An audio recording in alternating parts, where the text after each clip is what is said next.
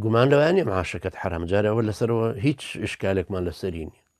ئەجا سەیری ئەو جورئەتە ئینسان ببێ بە حیمایە وەزیری داخلیە لە هەرچی وڵاتی عالەم هەیە و وڵاتی مسلمانان بە تایبەتی مجرمترین کەس لەسەر ئەرزا کە هەبێ وەزیری داخلیە، چکە مەسئولی هەموو زیندانەکانە لە وڵاتی مسلمانان لە ئەوروپا وەزارەتی عەدل عایدی، من لە نەرویج سجن بووم وەزارەتی عەدل عایدی، وەزارەتی داخلی علاقی بەمەوە نییە.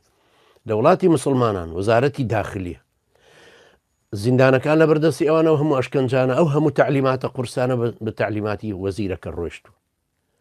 تازەش تەعین بوو بێ ئەوانەی ڕابردووی ئیمزا کردو کە بەسەریا هەموو ئیشی پێکرێ، هەموو جەلاد ئەو دایناونە، مەسئولی دژە تیرۆرە هی ئاسایشە هی پۆلیسی سڕیە، هەموو ئەجهیزەی داپڵۆسین لە ئەندۆنیسیاوە هەتاکو مەغریب بەدەستی تاغوتانی وەزارەتی داخلیە.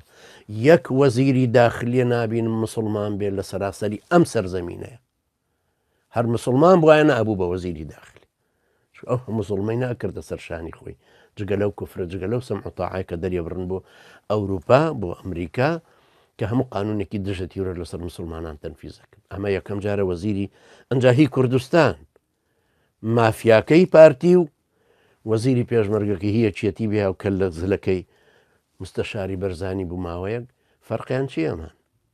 هەلووکی دەستی ئیستیعمارە نەمان، هەمووی بەدەست کافرانەوە گەڕن، تعلیماتی ئەوان تەنفیزەکە. ئەنجا تخوا تۆ بۆ بی بە پێشمەرگە بە حیمایە یەکێ بێوە جیهاد فی سەبیلیلا بکە و ئەم دوانە تاغوتانە بکوژێ، تۆ بێ دیفاعیان لێ بکەیت و تۆ مجاهیدەکە بکوژی بەتەمای بەهەشتیشی، بەتەمای پارەکەشت حەڵاڵ بێ، پارەکەت حرامە خۆشت پێی کافرەبی. ئەوە حجە نیە بڵێ جانان دەست ناکەوێت لە سلکی عەسکەری نەبێ، هیچ وان نییە. ئایا ئەم هەموو عالەم وەڵڵاهی لە کوردستانە کەسابەتەکەن هەمووی عایدی سلکی عەسکەرین؟ نەخێر، ڕازی بە کەمتر با 500 پێشمەرگایەتی وەرنەگری، ئەوە لە حیمایەتەکەی 800 وەرەگری 800 دلار، بۆیە دەست لێی نابێت و 200 وەرگرە و بە حەڵاڵی بژی، بە حەڵاڵی بیخۆ، یەک قات جلو بەرگت هەبێ هەتاکو ئەدڕێ، باشترە لەوەی 4-5 تر لەسەر مۆدێل هەبێ، خۆت ژنت باشترە لەوەی ئاڵتون بەدەستی ژنەکەتەوە بێ، بەڵام ڕزقت حەڵاڵ بێ، لە کەرامەتی خۆتا بژی، لە ئەمانی خۆتا بژی.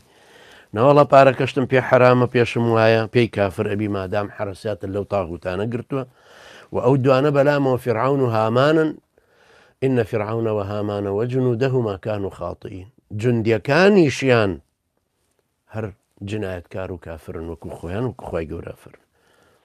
دوورکەرەوە لێیان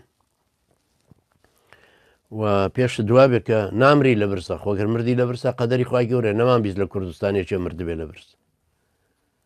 ڕەمەزانی شار ڕزقی خۆی بەخۆیەتەوە، دوای ڕزقی خۆت سەرتەوەیە، کەی چیتە ژێرگەڵ ڕزقن نامێن، جورئەتی شت ببێ وازی لێ بێنە دوورکەوەرەو لێ، ئەوەی پێات کردو تۆبەی لێ بکەوتەوە، ئەوەی بەدەستەوە هەیەگەر کەس پارێکت بەدەستەوە هەر لە حرامە هەیە تەبعاً، بەس بیخەرە ئیشە وردە وردە بۆی بۆت پاک بێت و بەردەوام خێر و سەدەقاتی لێ بدەیە تا سەرمایەکەی ئەەکەی بە خێر و سەرمایەکی پاکت بۆ دروستە بێن.